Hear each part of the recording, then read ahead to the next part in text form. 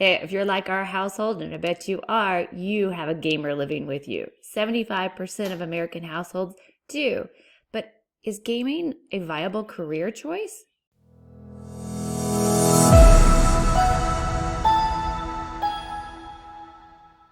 Hi, I'm Rebecca. Welcome to the Mamalorian Way. It's a place where we can educate ourselves and our family about money and entrepreneurship. My husband and I have 3 boys, ages between 8 and 18, and guess what? They all like video games. And they would all like to make a career out of being a game player, or at least make some money at it. Kind of wondering, is that a viable career option? And I know I'm not alone in thinking about this, because I woke up today to a Facebook post saying, does anyone have a preteen or teen who actually believes they're going to make a living streaming video games and is dead set on making that happen? How do you get them to realize it's not really a viable career choice without making it seem like you're trying to squash their dreams?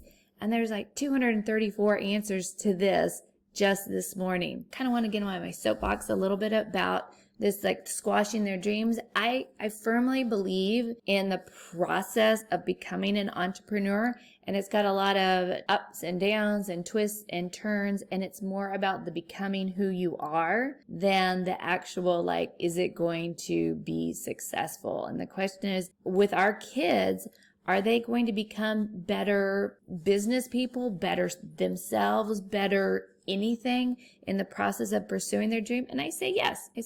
I did look, my dogs are like shaking their heads in the background. I did look online and found about 6 avenues to monetize the love of playing video games. And the first one, YouTube. And here's one of favorites in our household that we like to watch. Brandon, the frustrated gamer. He's totally kid friendly.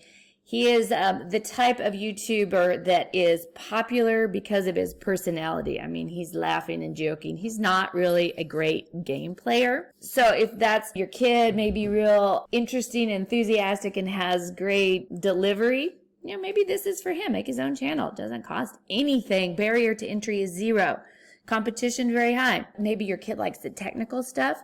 There are gamers on YouTube that they don't even show their faces. They just play the game, talk about the techniques, maybe do a tutorial, maybe do a 12-hour video of the entire game playing to help kids, other adults get through the game. Barrier to entry very low, competition very high. Competition's not always a bad thing. How much do YouTubers make? The actual rates an advertiser pays varies, but it's usually 10 cents to 30 cents per view. This runs up to about $3 to $5 per 1,000 video views. So if you have a lot of views, you're making money. And I know some of these guys, I'm not going to get into the top because it's like being in the NBA. You're making $25 million a year, 22 years old, playing video games. Most of them don't.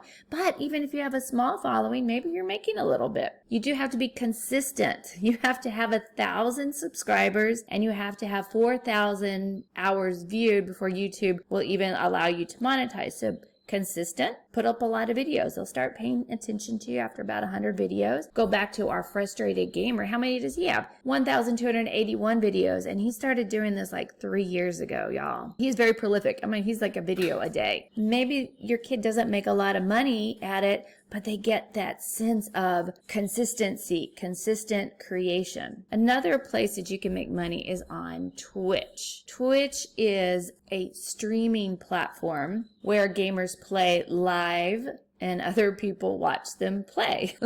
This is Twitch. Twitch has live streaming, like these are going on right now. I could click in here. Somebody would be commentating as they're playing a game. This guy's got 6,000 viewers at the moment.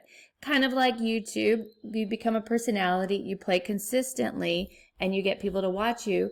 Twitch will pay you. Well, how do you make money on Twitch? Through things like subscriptions. You have subscribers that subscribe at different levels, like monthly subscription, monthly income, revenue from ads, bit donations. Now, bit donations are emojis, gems that your followers are like, ooh, that was good, amazing. I'm going to give you 300, whatever these are called. I know you young people you're going to tell me what it is. You can get from basically being an affiliate marketer for game sales. If you're saying, hey, I really like this game, check my game link out, buy through me, you may get a portion of the game sale. But on Twitch, just like YouTube, you have to have a minimum amount of engagement. 50 followers over the last 30 days, total of 500 total minutes broadcast, 7 unique broadcast days. So you couldn't just do it on one day, like 7 days over the past 30 days, and an average of 3 or more viewers at the same time. Again, consistency in creating content and having a number of followers. Barrier to entry, low. Competition, high. And again, our kids are going to learn great skills just putting themselves out there, trying to reach the starting line. Number 3, esports. Esports and professional gaming. Yeah, Mom, it's a thing. Pro gamers. There is an esports pro gaming circuit that professional gamers play and compete individually and with teams. They win prize money, they get sponsorships, and then they probably have their own YouTube channel or Twitch streaming thing. Advice, pick a game that you're good at playing and become an expert. Now, within this is a little bit like saying, can you make money playing basketball? Yeah. If you're an NBA player, can you make a lot? Yeah. If you're Michael Jordan. Not everybody, but some people do make a lot. Barrier to entry is very high. Maybe I want to do something else. There's another way of getting involved in esports that you're not the professional game player, but you're something called a shoutcaster, which is kind of I'm going to say it's a hybrid between a sportscaster and probably a YouTube guy that you've heard in the background being super noisy. They are the ones that run either like play-by-play, like, oh, this is ferocious Minecraft playing. I'm sure Minecraft's not an esports playing. Maybe Doom or Call of Duty or I don't know. But you can either do play-by-play casting, and part of your personality has to come out. Can't be afraid to be up in front of people and being loud and being more engaging than the game itself. And you could be the more technical. So there's always the personality and there's always the technical. And you might do more explanation of why somebody played a certain way, a certain action happened, and what the challenge of the specific game is. Barrier to entry, very high. Competition, very high. You could also be involved in a live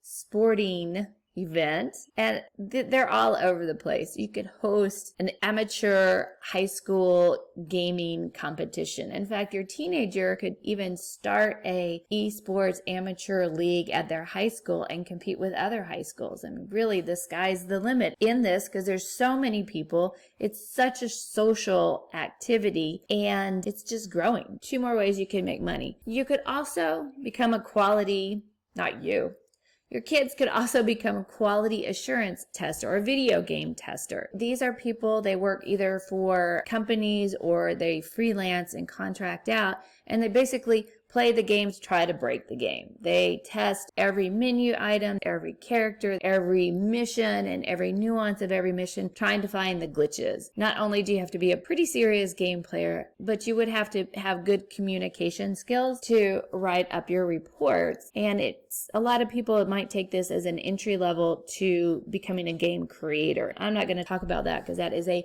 huge industry. How big is it? How big is the gaming industry? 257 billion. More than 2.5 billion people, 30% of the entire world population. It's a big industry. Lastly, and this is low barrier to entry, low competition, become a tester, make $10 a week. Like my 8-year-old could probably do this. I found this playtest cloud online. So you do have to take like a 5-minute qualification test, and it teaches you how to play test. You play the game and you make comments on it while you're playing. So it's a combo between probably creative side and technical side. And this is a recurring factor of like playing the games, be engaged while you're playing the game, talk about playing the game, and understand the technicality behind it. So there you have it, 6 ways that you could possibly monetize a gaming passion.